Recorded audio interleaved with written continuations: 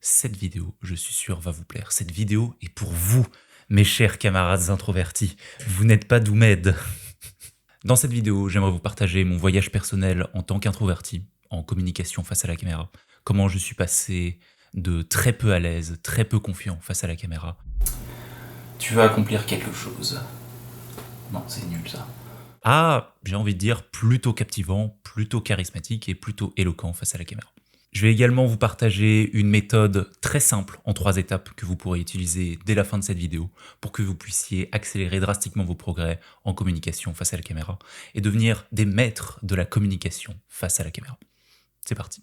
Personnellement, je me suis toujours considéré comme un introverti. J'ai toujours été la personne, en général, la plus calme de la pièce. Je suis en général quelqu'un qui ne parle pas beaucoup, et donc de ce fait, j'avais l'impression de ne pas être une personne potentiellement très à l'aise avec tout ce qui est attrait à la communication. Je ne suis pas quelqu'un qui parle beaucoup, et me projeter dans le fait de faire un monologue et de publier ce monologue sur Internet, sur YouTube, était quelque chose qui, au début, me paraissait assez insensé, pour être tout à fait honnête. Pourtant, j'ai commencé à développer cet attrait pour la création de contenu et je me suis dit que je voulais tenter l'expérience. Je voulais tenter l'expérience sérieusement.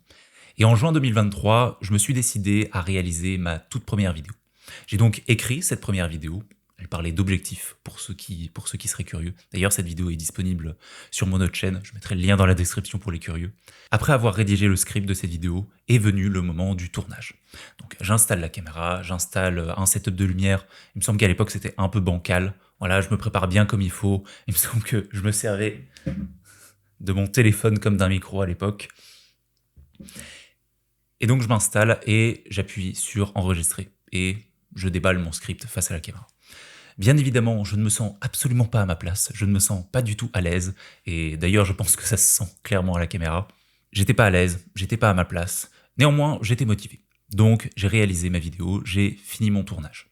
Avec des efforts, mais j'ai réussi à m'en sortir. Et donc après ça vient le moment du montage. Je prends mes fichiers de mon appareil et je les transmets sur mon logiciel de montage. Et là, c'était le choc. je me suis retrouvé face à moi-même, face à tous mes tics de langage, face à toutes mes habitudes de communication, face à ma voix que je trouvais terriblement étrange. Mais qu'est-ce que c'est que cette voix? Pourquoi j'avais l'impression de sonner autrement, de sonner bizarrement. J'avais l'impression de parler un petit peu comme ça. J'avais l'impression de parler terriblement bizarrement. Ma tête me paraissait étrange aussi. J'avais l'air fatigué face à la caméra. Bref, je ne pouvais pas me blairer face à la caméra.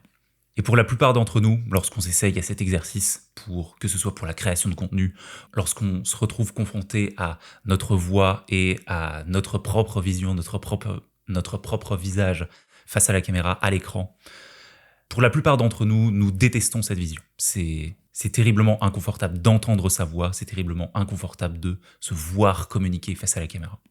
Mais j'ai une petite question pour vous. Est-ce que vous savez pourquoi vous détestez vous entendre face à la caméra? Est-ce que vous savez pourquoi vous détestez vous voir face à la caméra? Car en réalité, il y a une véritable explication à tout ça. Pour la voix, il se trouve que lorsque vous communiquez, lorsque vous entendez votre propre voix, vous allez avoir les vibrations que vous créez à travers l'air, qui vont venir dans votre oreille, mais vous allez en plus avoir les vibrations que vous créez à travers vos os. Alors que lorsque vous entendez votre retour, par exemple, dans votre logiciel de montage, ce que vous allez entendre, c'est simplement les vibrations à travers l'air. Et de ce fait, votre voix a l'air plus haute en tonalité, elle a l'air plus aiguë. Et si vous ne vous y êtes jamais ou très peu confronté, vous allez avoir un vrai décalage entre ce que vous entendez tous les jours, donc ce qui est votre habitude, votre voix habituelle, et ce que vous entendez face à la caméra. Et ça va être terriblement inconfortable. Cet écart va être terriblement inconfortable. Vous vous dites, mais qui est cette personne, tout simplement? Pour le visage, c'est exactement la même chose. Lorsque vous vous voyez personnellement dans la vie de tous les jours, ça va être à travers un miroir. Et lorsque vous vous voyez face à la caméra, par rapport à un miroir, ça paraît inversé. Et donc ça paraît dérangeant. Ça paraît inhabituel. Mais le troisième point, qui pour moi est le plus important, c'est que si vous n'avez jamais fait cet exercice, si vous ne vous êtes jamais confronté à votre retour à l'écran, vous allez être confronté à tous vos tics de communication. Personnellement, lorsque je suis arrivé sur mon logiciel de montage et que j'ai commencé à cutter ma vidéo, je me suis retrouvé confronté à toutes mes terribles mes terribles habitudes de communication, et elles étaient présentées devant moi sans concession à l'écran. Je me suis retrouvé à voir que je faisais ça en permanence. Je touchais mon micro en permanence. C'était quelque chose. J'avais tendance à esquiver à tout prix la caméra du regard. Je pouvais parler comme ça. Donc, à chaque fois que je lisais pas mon texte et que j'étais pas dans mon script, j'allais à tout prix éviter la caméra. J'avais une voix également extrêmement monotone. Je parlais d'une voix très faible, sans beaucoup de confiance, sans beaucoup d'intonation, et tout ceci était extrêmement chiant. Et je me suis retrouvé face à toutes ces habitudes sans prévenir. Regarde comment tu communiques face à la caméra, tiens, je t'envoie tout d'un coup. Et c'est très inconfortable. Pour moi, ça a vraiment été une grande désillusion. Mais la dure réalité avec tout ça, c'est que la manière dont vous vous voyez à l'écran, le retour que vous avez en face de vous, dans votre logiciel de montage ou à travers votre retour vidéo, ou peu importe, c'est vous. Les gens vous perçoivent de cette manière-là. C'est la personne que vous êtes dans la réalité. Et pas la personne que vous êtes à travers un miroir ou la personne que vous entendez vous. C'est la manière dont les gens vous perçoivent autour de vous. C'est la manière dont vous appréhendez le monde. Et le deuxième point, c'est que pour devenir un grand communicant, nous avons d'abord besoin d'accepter d'être potentiellement un horrible communicant. De constater nos habitudes de communication, sans concession, sans détourner le regard. Et alors là, et seulement là, nous pourrons alors commencer à réellement progresser. Néanmoins, à partir de ma propre expérience personnelle et de mes 2 ans à réaliser cet exercice, pour moi, il y a 2 versions à ça. Il y a la version longue et il y a le raccourci. La version longue, c'est ce que j'ai fait. C'est-à-dire que j'ai évolué un petit peu au pif, en quelque sorte. Je filmais ma vidéo et le fait d'analyser mes montages, de regarder mes montages, de m'écouter et de m'entendre pendant des heures, de me regarder pendant des heures durant, pas de manière purement égocentrique, simplement pour l'action du montage. J'ai pu identifier certaines de mes habitudes de communication que j'ai corrigées un petit peu naturellement, un petit peu au feeling, au fur et à mesure des tournages et des tournages, des semaines, des mois, puis des années d'entraînement. Ce qui m'a donné finalement une réelle progression. Mais je pense que les progrès auraient pu être bien plus rapides si j'avais appliqué ce que j'appelle le cycle de maîtrise. Oh, dommage, je me suis raté sur le cycle de maîtrise. Voilà, ça c'est les aléas du direct. Donc ce que j'appelle le cycle de maîtrise, et c'est ce qui constitue cette deuxième version, le raccourci. Le cycle de maîtrise, pour moi, c'est vraiment la manière d'accélérer drastiquement nos progrès en communication face caméra. Je vais vous présenter ce cycle tout de suite. Je vous ai fait un petit schéma. Je vais tâcher de rester dans le cadre cette fois-ci, car j'ai une fâcheuse tendance à cacher le tableau. Voici le cycle de maîtrise. Le cycle de maîtrise, il y a 3 étapes à ce cycle-là. La première phase, ça va être essayer. Par exemple, vous allez filmer une vidéo. Vous allez filmer une vidéo de vous. Peut-être que vous avez déjà cette vidéo.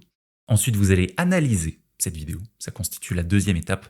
Donc, analyser avec une réelle intention quelles sont vos habitudes de communication. Par exemple, vous pouvez analyser comment est-ce que vous placez votre voix durant votre vidéo. Peut-être que vous trouvez que vous avez une voix qui est un petit peu monotone, peut-être que vous trouvez que vous ne parlez pas assez fort dans le micro, ou peut-être qu'à l'inverse, vous êtes quelqu'un qui a tendance à parler excessivement fort face à la caméra.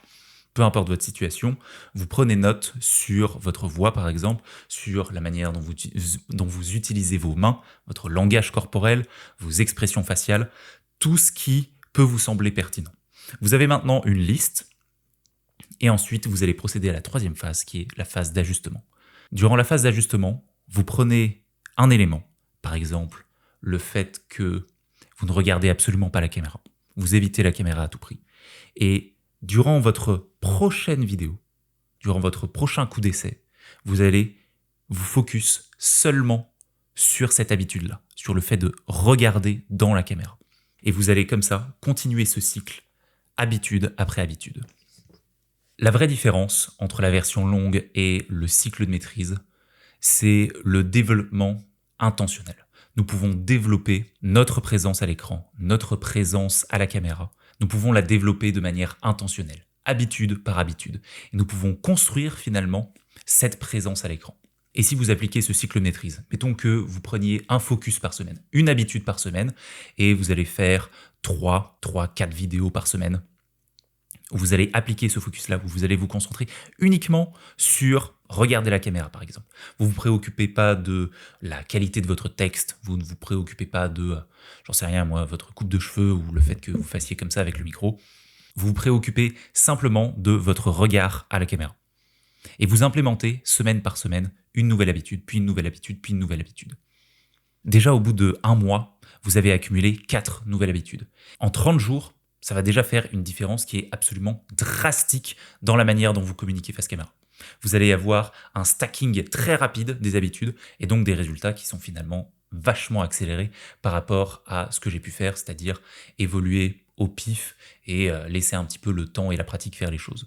Pour moi, il est vraiment là l'avantage du cycle maîtrise et je vous encourage réellement, même si c'est une expérience inconfortable, spécialement au début, de vous confronter à votre retour à l'écran, de prendre le temps d'analyser la manière dont vous communiquez, d'analyser votre voix, d'analyser votre langage corporel, d'analyser la manière dont vous construisez votre discours. Si vous êtes quelqu'un qui a une tendance à digresser, si vous êtes quelqu'un qui a une tendance à toujours rapporter des anecdotes personnelles, qui a tendance à hésiter ou à bégayer un petit peu, essayez d'analyser, de relever tous les éléments possibles.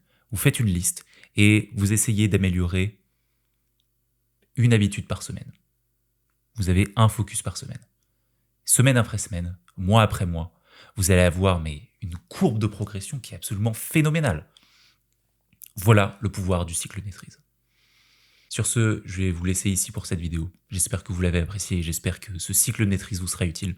Moi, je suis sûr qu'il vous sera utile. Essayez-le et vous ne pourrez plus vous en passer. En tout cas, je vous remercie de m'avoir écouté jusqu'au bout. Et puis je vous dis à la prochaine. Allez, ciao!